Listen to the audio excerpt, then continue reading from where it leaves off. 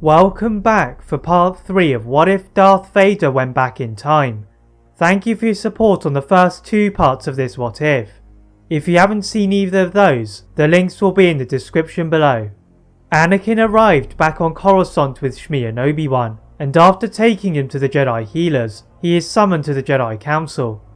Anakin expected to be punished by the Council for his reckless pursuit, but they make him a Jedi Knight in a short ceremony, and is soon dispatched on the mission, like the other Knights.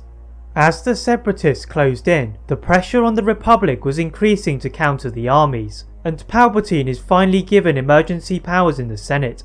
With the knowledge from Obi-Wan, the new Grand Army of the Republic was to not be trusted, however innocuous they seemed, as they were based around the Separatist ally Jango Fett. The facility needed to be destroyed before it was too late. Thankfully for the Jedi, the Republic still trusted them enough to provide them with military resources, and however much it went against their roles as peacekeepers, they were engaged in a war. The Council hold a meeting to discuss when to destroy the cloning facility, and Obi-Wan wishes to wait until they found out what the Sith had planned for the clones. The Jedi Master went to Kamino with Anakin, and the Jedi Knight is confused as to why the Council would investigate the source of their new army. Obi-Wan finally tells Anakin about what Qui-Gon had told him on Naboo, and Anakin is shocked to learn that Palpatine was a Sith Lord, but soon his hate for the Supreme Chancellor grows, realising he had been responsible for the abduction of Shmi. Landing on one of the domed platforms of Kamino's Tipoca City, Obi-Wan has to calm Anakin, as they are guided by Kamino and Prime Minister Lama Su.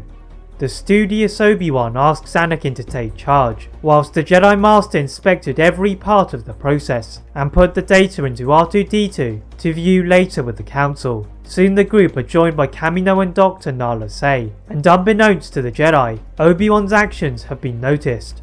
So getting back to the docking area, their ship has exploded, and they are greeted by Count Dooku. The 2 Jedi ignite their blades, and this time Anakin is prepared for the Sith apprentice. Anakin blocked Dooku's force-signing attack, whilst Obi-Wan engaged him in a duel with his lightsaber.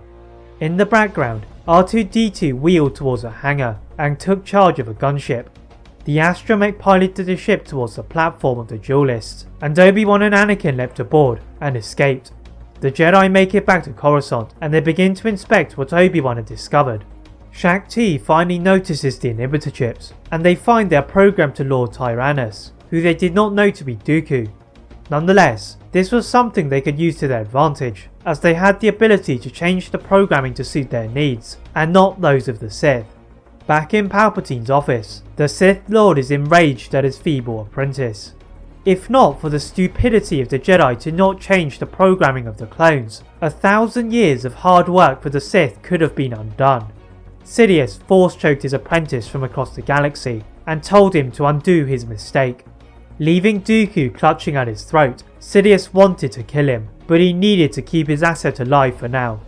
The Sith apprentice enlisted the assistance of his own new asset, in the form of Night Sister Sarge Ventress. The Dathomirian Darkseid user awaited the arrival of the Jedi on Kamino again, and the Jedi soon arrive, lured by a signal arriving from the clone facility, and the desire to destroy the entire complex. Anakin, Obi-Wan and Shaak-Ti arrive with the New Republic fleet, and quickly find themselves surrounded by the much larger Separatist alliance.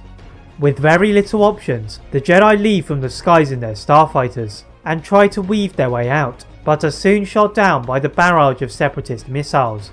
The Jedi crash into the water of Kamino, and as they rise from the surface below, they notice a group of aquadroids moving quickly towards them.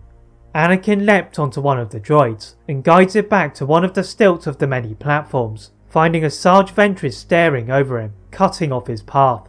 Obi-Wan and Shaak-Ti join Anakin in his suffering, and there appears to be no way out. Suddenly, a squadron of Jedi starfighters led by General Windu flies overhead, firing at Ventress and her droids, and the Jedi can climb up onto level ground. The Jedi finally gain ground, as they aim to capture what the Separatists have built.